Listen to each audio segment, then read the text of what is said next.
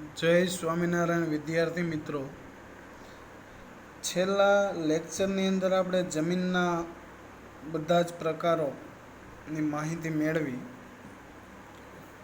હવે આજે નવો પ્રશ્ન છે, 3 ગુણ અથવા તો 2 ગુણમાં પૂછાઈ શકે, ને એ પ્રશ્ન છે જમીન ધોવાણ અટકાવવાના ઉપાયો જણાવો, અથવા જમીન ધોવાણ એટલે શું તે અટકાવવાના ઉપાયો જણાવો. હવે આજે મોટા પ્રમાણમાં તમે જુઓ તો જોરદાર વરસાદને કારણે અથવા તો જોરદાર પવન ફૂંકાવાના કારણે આજે મોટા પ્રમાણમાં જમીનોનું ધોવાણ થઈ રહ્યું છે. તો એ ધોવાણને કારણે જમીનમાં જે ઉપરનું જે પડ છે, માટીના જે કણો છે, એનું એક સ્થળેથી બીજા સ્થળે શું થઈ જાય છે, પવન અથવા વરસાદને કારણે ઘસડીને જતા રહે છે. અને આને કારણે જમીનમાં શું થઈ જાય, ધોવાણ થઈ જાય, ફળદ્રુપતા ઘટી જાય. તો હવે એને અટકાવવા માટે આપણે શું કરવું જોઈએ, શું ઉપાયો કરવા જોઈએ?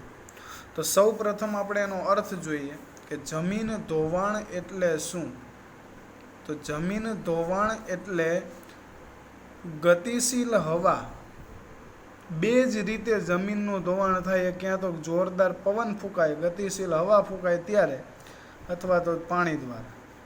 તો જમીન ધોવાણ એટલે ગતિશીલ હવા અને પાણી દ્વારા જમીનની માટીના કણોનું, ગતિશીલ હવા અને પાણી દ્વારા જમીનની માટીના કણોનું ઝડપથી એક સ્થળેથી બીજા સ્થળે દૂર ઘસડાઈ જવું એટલે જમીન ધોવાણ.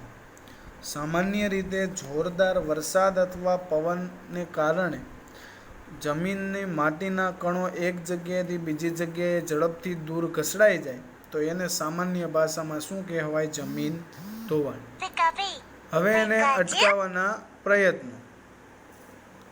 તો સૌ પ્રથમ શું ઉપાય કરવો જોઈએ? તો જમીન ઉપર થતી જે ચરાણ પ્રવૃત્તિઓ છે, પશુઓને ચરાવવાની જે પ્રવૃત્તિઓ છે, એના ઉપર નિયમન કરવું જોઈએ, એનું પ્રમાણ ઘટાડવું જોઈએ. બીજો, જે ઢોળાવવાળી જમીનો છે, તો ઢોળાવવાળી જમીનોમાં સમોચ્ચ રેખીય પગથિયાઓની તરાહથી એટલે કે રીતથી વાવેતર કરવું જોઈએ. એટલે કે લાંબો સમય સુધી ત્યાં પાણી પડ્યું ન રહે એ રીતનું સમોચ્ચ રેખીય પગથિયાવાળી જમીન બનાવી અને ત્યાં વાવેતર કરવું જોઈએ. જે પડતર જમીન છે, તો પડતર જમીનમાં વૃક્ષારોપણ કરવું જોઈએ, વધુને વધુ વૃક્ષો વાવવા જોઈએ. જ્યાં પાણીના વહેણના ખાડા પડેલા હોય ત્યાં આડબંધો બાંધવા જોઈએ, જેથી પાણી વહેતું અટકી જાય. પાણીનો જે વેગ છે, સ્પીડ છે, એને ધીમો પાડવા ઢાળવાળા ખેતરમાં ઊંડી ખેડ ખેડવી. કોઈ પણ જગ્યાએ ઉપર તમે ઊંચાઈવાળા વિસ્તારથી પાણી નીચે પડે એટલે એની સ્પીડ જેમ જેમ નીચે જાય તેમ શું થઈ જાય, વધી જાય. તો જ્યાં ખેતર ઢાળવાળું છે ત્યાં ખેતરમાં કેવી ખેડ કરવાની, ઊંડી, જેથી પાણીનો વેગ કેવો થઈ જાય, ઓછો. અને પાણીનો વેગ ઓછો થાય એટલે એની સ્પીડ કેવી થઈ જાય, ઘટી જાય, એટલે એનું ધોવાણ કેવું થાય, ઓછું. ત્યાર પછી ખેતરોમાં પડ ધોવાણ થતું અટકાવવા ખેતરોની ફરતે પાળા બાંધવા જોઈએ અને વૃક્ષારોપણ કરવું જોઈએ. ખેતરોની ફરતે પાળા બાંધવા અને વૃક્ષારોપણ કરવું એટલે ફરતી બાજુ જો ખેતરની ફરતે વૃક્ષો અથવા પાળા હોય તો જમીન, ખેતરની અંદરનું જે પાણી છે એનું પાણીના કારણે ધોવાણ થવાની શક્યતા કેવી થઈ જાય, ઓછી. અને પાળાઓને ખેતરોની માટીને વહેતા પાણી દ્વારા બહાર ઘસેડતી જતી અટકાવી જાય. અને જો પાળાઓ બાંધી દો તો ખેતરની જે માટી છે એ માટીને વહેતા પાણી સાથે બહાર ઘસડી જવાથી અટકાવી દે છે. બરાબર વિદ્યાર્થી મિત્રો? તો આ હતો પ્રશ્ન, જમીન ધોવાણ એટલે શું, એને અટકાવવાના ઉપાયો. તો જમીન ધોવાણ અટકાવવા માટે આ સિવાય પણ ઘણા બધા ઉપાયો મોટા પ્રમાણમાં અલગ અલગ ખેડૂતો અલગ અલગ ઉપાયો કરતા હોય છે. પણ સામાન્ય સંજોગોમાં આ રીતે હોય, ચરાણ પ્રવૃત્તિનું નિયમન કરવું પડે, સમોચ્ચ રેખીય પગથિયાવાળી જમીનથી વાવેતર કરવું, પડતર જમીનમાં વૃક્ષારોપણ કરવું, જ્યાં વહેણના ખાડા પડ્યા હોય તો આડબંધો બાંધવા, ઢાળવાળા ખેતરોમાં ઊંડી ખેડ કરવી, પડ ધોવાણ અટકાવવા માટે ખેતરની ફરતે પાળા બાંધવા અથવા વૃક્ષારોપણ કરવું. તો આ હતા જમીન ધોવાણના ઉપાયો. હવે બીજો પ્રશ્ન છે, ભૂમિ સંરક્ષણ એટલે શું? ભૂમિ સંરક્ષણ એટલે શું, તેના ઉપાયો જણાવો. કે ભૂમિ સંરક્ષણ કરવા માટે શું ઉપાયો હાથ ધરવા જોઈએ? તો ભૂમિ સંરક્ષણ એટલે શું? સૌ પ્રથમ તો 1 ગુણનો પ્રશ્ન પણ પૂછાઈ શકે, અથવા સંપૂર્ણ આખો પ્રશ્ન 3 ગુણમાં પણ પૂછાઈ શકે. તો ભૂમિ સંરક્ષણ એટલે જમીનનું ધોવાણ જે થાય છે એને અટકાવીને, ભૂમિ સંરક્ષણ એટલે જમીનનું ધોવાણ અટકાવીને જમીનની ગુણવત્તા જાળવવી. તે જે આજે કોઈ પણ કુદરતી પરિબળો અથવા માનવ સર્જિત પરિબળોને કારણે જમીનનું જે ધોવાણ થાય છે એને અટકાવી દેવાનું અને જમીનની જે ગુણવત્તા છે તેને જાળવી રાખવી, એટલે ભૂમિ સંરક્ષણ. હવે ભૂમિ સંરક્ષણના ઉપાયો, તો જ્યાં પડતર જમીનો છે, હવે પડતર જમીનો છે એના ઉપર જંગલો ઉગાડવા જોઈએ, કે જ્યાં કોઈ પ્રકારનો પાક લેવામાં આવતો નથી, કોઈ પ્રકારના વૃક્ષો વાવવામાં આવતા નથી, આવી પડતર જમીન ઉપર જંગલો ઉગાડવા જોઈએ. કારણ કે વૃક્ષોના મૂળ જમીનના કણોને જકડી રાખે છે. વૃક્ષોના જે મૂળ છે જમીનમાં ઊંડે સુધી વિસ્તરી રહે, એટલે ઊંડે સુધી માટીના કણોને તે શું કરી રાખે? જકડી રાખે, એટલે ધોવાણ કેવું થાય? ઓછું. ત્યાર પછી પર્વતીય ક્ષેત્રો જે છે, તો આ પર્વતીય ક્ષેત્રોમાં સીડીદાર ખેતરો બનાવીને અને ઢોળાવવાળા વિસ્તારો ઉપર વૃક્ષો ઉગાડીને ભૂમિ ધોવાણ અટકાવી કે ઓછું કરી શકાય છે. પર્વતીય ક્ષેત્રોમાં સીડીદાર ખેતરો બનાવવાના અથવા ઢોળાવવાળા વિસ્તારો ઉપર વૃક્ષો ઉગાડીને ભૂમિ ધોવાણને અટકાવી અથવા તો ઓછું કરી શકાય છે. ત્યાર પછી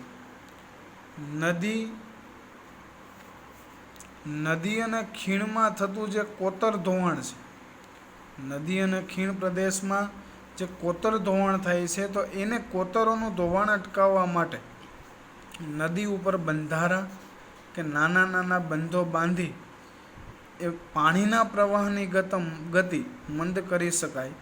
તેમજ નદી કાંઠે વૃક્ષારોપણ કરીને કિનારાની જમીનનું ધોવાણ ઘણું ઘટાડી શકાય છે. એટલે નદીના ખીણ પ્રદેશમાં જે કોતર ધોવાણ થાય છે, એ કોતર ધોવાણ અટકાવવા માટે નદી ઉપર બંધારા બાંધવા જોઈએ, નાના મોટા બંધો અથવા ચેકડેમો બાંધવા જોઈએ. જો એ ચેકડેમો બાંધીએ તો પાણીના પ્રવાહની ગતિ કેવી થઈ જાય? મંદ થઈ જાય, ધીમી થઈ જાય. તેમજ બીજી રીતે નદી કાંઠે તમે વૃક્ષારોપણ કરી દો એટલે કિનારાના જમીનનું ધોવાણ કેવું થઈ જાય? ઘટી જાય. તો આ રીતે કોતર ધોવાણ અટકાવી શકાય છે. ત્યાર પછી જે રણ વિસ્તારની જમીન છે, તો રણની નજીકના વિસ્તારોમાં જે પવનો વાય છે એ વાતા પવનોને રોકવા માટે રણની નજીકના ક્ષેત્રોમાં વાતા પવનોને રોકવા માટે રણની ધાર ઉપર મોટા વૃક્ષોને હારબંધ ઉગાડી અને રક્ષક મેખલા બનાવી શકાય. જ્યાં રણ પ્રદેશ ચાલુ થતો હોય ત્યાં મોટી ધાર જેવો વિસ્તાર હોય, ઢોળાવવાળો વિસ્તાર હોય ને આ એક સરખી હરોળમાં વૃક્ષોને ઉગાડી દેવાના, જેથી કરીને જે વિસ્તારમાં રણ પ્રદેશ નથી ત્યાં આગળ પવનને કારણે રણ વિસ્તાર વધતો કેવો થઈ જાય? અટકી જાય. એક રક્ષક મેખલા બનાવી શકાય. અને ત્યાર પછી છે નદીઓના પૂરને, જે કોઈ નદીમાં પૂર આવતું હોય તો એ નદીના પૂરને એક નદીના પાણીને અન્ય નદીના પાણીમાં વાળીને અથવા તો પૂરના પાણીથી જે સૂકી નદીઓ છે એ ભરીને પૂરને અંકુશમાં લઈ શકાય. દાખલા તરીકે નર્મદા નદીમાં પૂર આવ્યું હોય તો એ નદીનું પાણી તાપી નદીમાં ટ્રાન્સફર કરી દેવું, વાળી દેવું, અથવા તો જે નદી સૂકી છે એ નદીઓને ભરી દેવું, જેથી પાણીનો પ્રવાહ અન્ય નદીમાં સંગ્રહવાને કારણે પૂરને શું થઈ જાય? તમે અંકુશમાં લાવી શકો. ત્યાર પછી જે અર્ધશુષ્ક પ્રદેશો છે, તો એ અર્ધશુષ્ક પ્રદેશોમાં જે પશુ દ્વારા અતિચરાણ થાય છે એને નિયંત્રિત કરીને પણ ભૂમિ ધોવાણ અટકાવી શકાય. ભૂમિ ધોવાણ થવાનું એક બીજું પણ કારણ છે અતિ પ્રમાણમાં પશુચરાણ કરાવવાને કારણે. તો આવા અર્ધસૂકા પ્રદેશો છે જ્યાં વરસાદ ઓછો પડે છે એવા વિસ્તારોમાં પશુઓને ચરાણની પ્રવૃત્તિ પણ અટકાવી દો એટલે ભૂમિ ધોવાણ શું થઈ જશે? અટકી જશે.